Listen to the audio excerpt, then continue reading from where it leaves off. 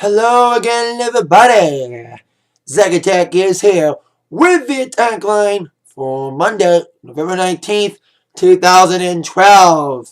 Cannot believe it's Thanksgiving week. Wow. Thanksgiving's Thursday. And, weird. But anyway, kicking off this Atakline with some DJ Zagatech news. Me, the Zagatech. DJ'd over the weekend. Just one gig. It was kind of a relief because the last couple weeks have been triple headers, triple threats, double headers, you know what I mean? 2 gigs in one weekend, 3 gigs. It was kind of a relief kind of to have only 1 gig last weekend, which was a Friday night special needs dance. Started a little behind, but despite that, everyone forgave me, and it was a fall celebration theme, kind of a weird theme.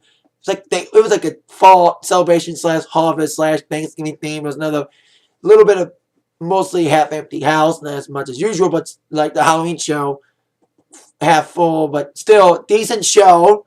These special need dances have been fun for me to do. I've been doing these for 2 years, 2-year anniversary next month during the Christmas one, and it's been a fun thing to do. Finding from a niche there, and last year and a half, and this past one was decent. Played some new songs I haven't played in a while, inspired by other gigs that I've done last couple weeks. So, mixing up a bit besides doing the usuals I could do with special needs, but it was still a decent show. And like I said, weird to only do one show after doing a bunch of triple threats and double headers. But this upcoming week, I do have 1 gig this week, which will be on Wednesday, the day before Thanksgiving. Yes, I'll be DJing the biggest bar night of the year at Jefferson Street Pub in Harrison Township. I played there back in August, back on my Summer Jubilee tour. Now it's going to be I'll be doing that again this Wednesday, and it'll be the first time for me doing a day before Thanksgiving show at a bar, any bar, in 6 years. I did one day before Thanksgiving show at a bar back in the day called Cabo Wabo, but that wasn't good. I think this one will be a lot better because it's got more people there than Cabo. Cabo was more of a sports bar. This is a pure pub bar atmosphere, so it should be a fun show this upcoming Wednesday, day before Thanksgiving. Now, on with the entertainment news of the day, starting with your number 1 movie of the weekend, as many, including myself, expected. The new number 1 movie, kicking off James Bond and making more than Skyfall with 141 million. Perfect send-off for Twilight Breaking Dawn Part 2 with 141 million. Not bad, but as I think I probably echoed the sentiments of a lot of anti-Twilight fans when I sing this. La la la la, la la la la, hey Twilight, goodbye, good riddance. But it's weird that Twilight's dead. Finally, the last Twilight movie came out, and hopefully, not only is the saga dead, the careers of Kristen Stewart, Robert Pattinson, and Taylor Lautner are also dead. It's weird that Twilight's dead, yet Lord of the Rings is coming back from the dead with The Hobbit. You know, one thing dies, another one resurrects.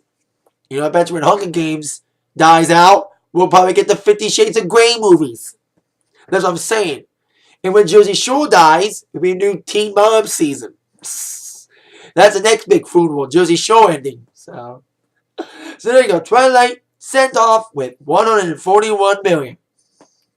Now today, like I mentioned, is Monday, November 19th, or as many people would call it, Black Monday when it comes to new releases.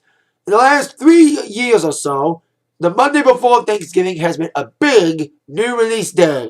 Whether it was 2010, led by Adam Lambert, among others. Last year's new releases was led by Taylor Swift's live release, and a couple more live releases. This year's new release Monday,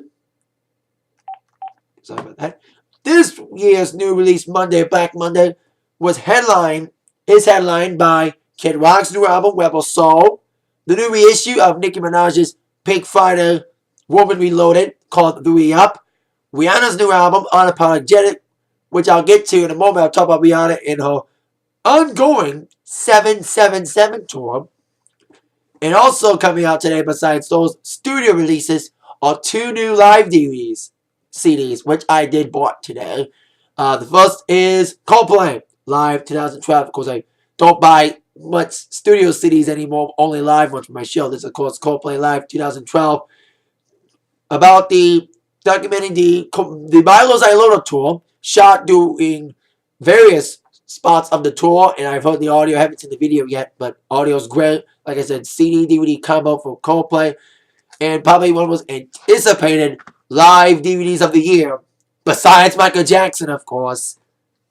Led Zeppelin Celebration Day. Also got this one out today. Of course, I read many positive reviews of this DVD, shot in 2007 during their one-off concert in Wembley Arena, not Wembley Arena, but the O2 Arena in London, England, being the most demanding concert of all time, with a lot of positive reviews for it. Like I said, like Coldplay, haven't seen the video yet, heard the audio, and it sounds amazing. So, buy the Zeppelin DVD CD. It is I got the 2 CD, 1 DVD edition. There's, of course, the 2 CD, 2 DVD, 2 CD edition, the 2 CD, 1 Blu-ray edition. There's so many alterations of this, but I just got the 2 CD, 1 DVD package of Led Zeppelin. So there you go. New release Monday, led by new studio albums and by new live albums. I did Coldplay and Led Zeppelin. Speaking of, because like I mentioned, new release Monday. Today, of course, Rihanna releases her album Unapologetic, headlined by Diamonds. In about the last 6 days, Rihanna's been on the 777 tour, which kicked off this past Wednesday. As I speak, Rihanna is currently in London. As I make this video, Rihanna's in London doing a live telecast of a show at a club in London on this 777 tour. She's already been in Toronto, in Mexico, in France, and I think New York's coming up soon. So then Rihanna's near towards the end of the 777 tour. I think tomorrow is the last day, or Wednesday is, but she's near towards the end of it. But indeed, she's been on a whirlwind ride with the 777. Seen a lot of coverage about it, a lot of publicity on the plane, a lot of fans on the plane, and of course Rihanna giving great performances, as I heard from this tour. So there you go, Rihanna, currently on the 777 tour. As I speak, live broadcasting from London. Now, on with, of course, the AMAs last night. I missed the AMAs because of the Survivor Series. And I think that's one reason why AMAs had a record low rating, despite the fact it was the 40th anniversary of the AMAs and decent performances. The American Music Awards in an all-time low, delivering a 9.5 million viewers with a 3.4 rating on ABC, falling 21% from 2011 to an all-time low. It goes against the ratings trends that broadcasted shows have been going through a download slope, but not award shows. I think it's because of a lot of things. One, because there's football on Sunday, and another thing, it's on the same night as Survivor Series. For the last couple of years, it's been on the same night as fucking wrestling pay-per-views, so that's why. But despite that record low rating, it was indeed a dominant night for one, Justin Bieber. Despite, of course, the news surrounding him and whether or not he and Selena really broke up, especially after the news of their disaster date over the weekend, and in fact, Selena went to the hospital after apparently hanging out with Bieber, but nothing serious. Bieber, for the second, I think it's the second or third year in a row that Bieber won the Artist of the Year award, and also won Best Pop Rock Male and Best Pop Rock Album for Believe, being the big winner with 3. But also dominant is his protege, Carly Rae Jepsen, winning Best New Artist. And Best Pop Rock Female going to Katy Perry. And Best Pop Rock Duo Group went to Maroon 5. Country Artist Female, should not be country female, but what the hell, Taylor Swift.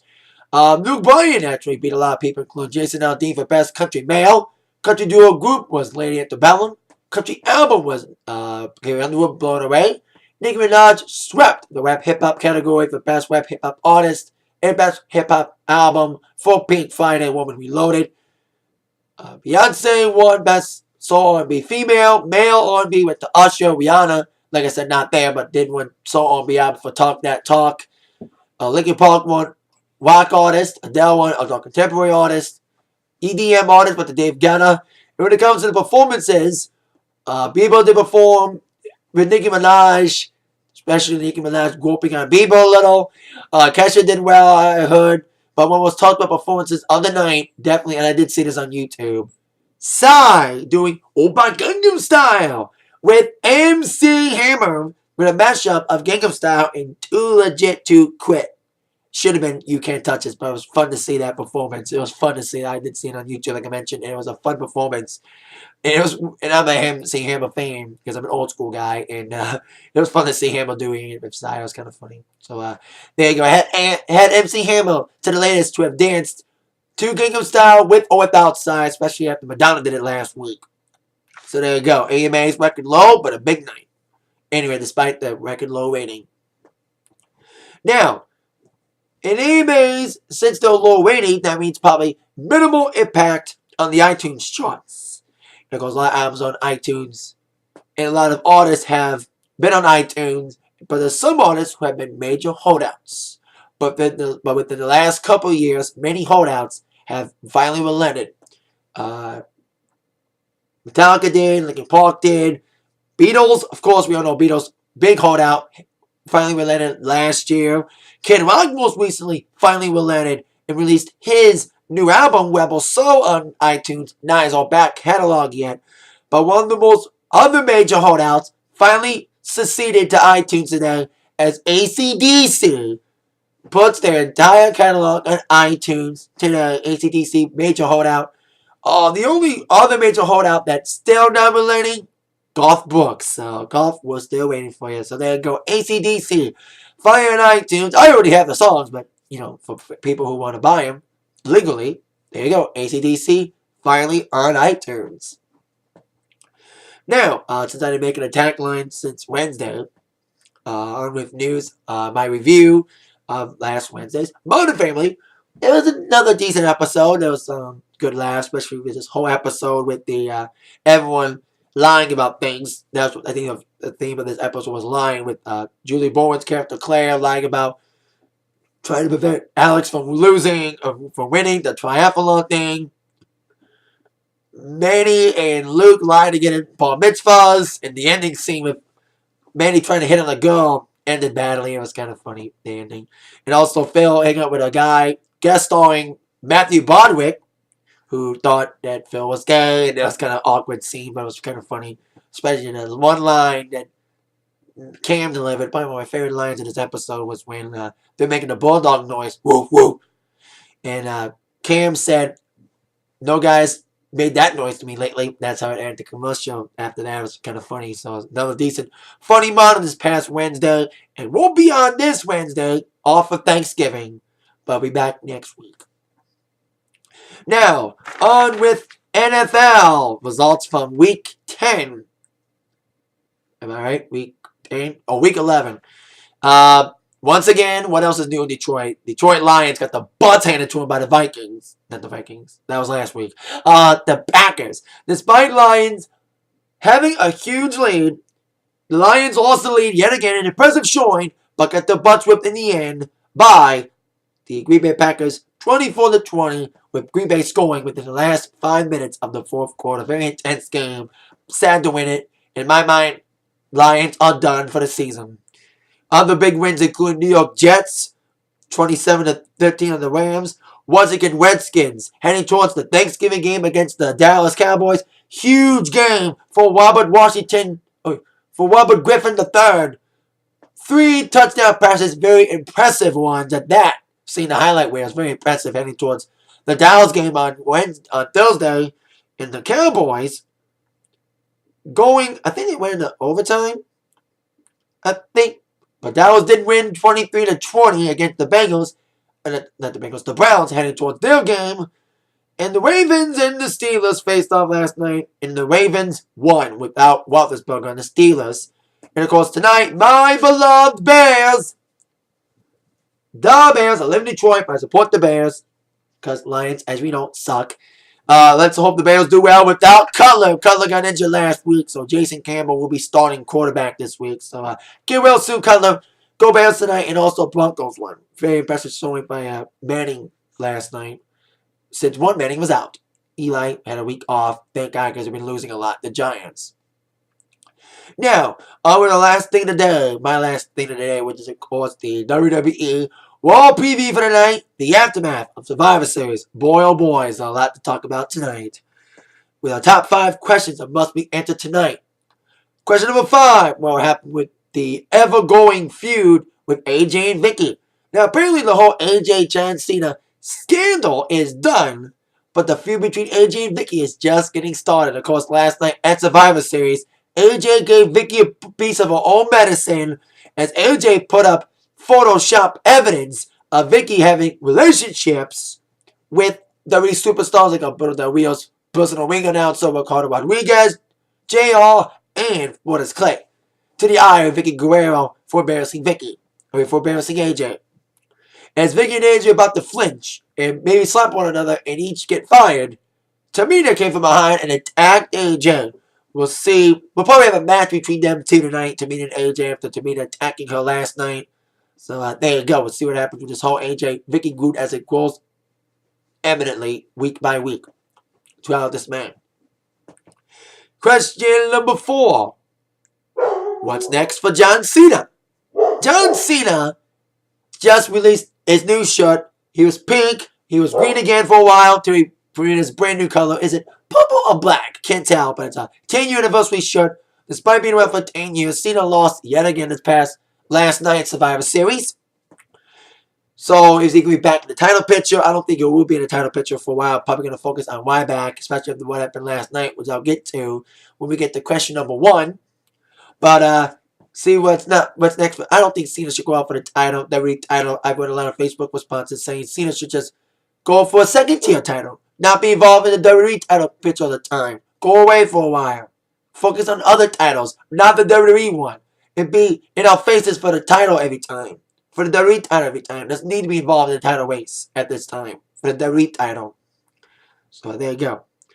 Other side question. When's Dolph going to cash in Money in the Bank? He didn't cash in again last night. So, will he ever cash in? I just want to make that point out. But back to the questions at hand. Question number 3. How will CM Punk celebrate his 365th day as champion?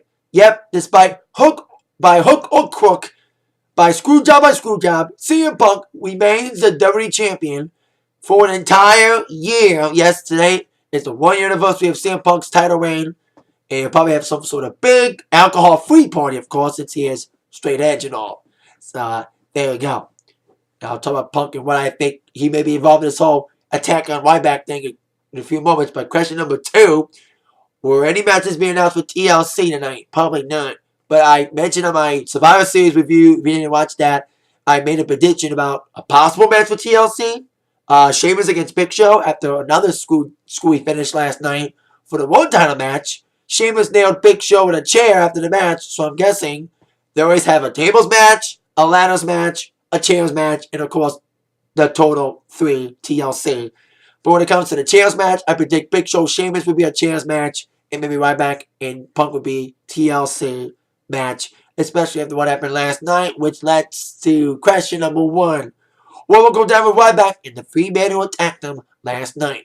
Now, last month at Hell in a Cell, Ryback got screwed happily, getting screwed out of the title because I don't want him to be champion. He's not ready yet. By Brad Maddox, who will bore him in the quick count. Punk denies that. Denies being involved. But I think Punk and Heyman is not only behind the Brad Maddox thing, but behind what happened last night as Ryback was once again ready for the win after the shell shock to Cena. 3 NXT guys, I call them Nexus 2, but they're not really Nexus 2, but Roman Reigns, Seth Rollins, and Dean Ambrose, who have been set to debut for a while, those 3 attacked Ryback and put him through a table last night. So we'll see if they appear again tonight to attack Ryback or any other WWE superstar. And I think this whole Brad Maddox thing and this whole 3-man on Ryback thing, I think it's either a CM Punk doing or Paul Heyman's behind it. Because I think Punk's thinking to himself as all these guys are attacking Ryback, helping him win. He's like, wow, they're doing this for me. Or maybe something we don't know involving those guys and Paul Heyman. We'll see how that unfolds tonight. See if anything unfolds tonight on the War of the Survivor Series tonight at 8 on USA Network. That is it for the Atakline for today. See you later for my War review tonight. Then mind you've all been attacked by the news. From Zach. Thank you all very much for watching. See you later. Yeah.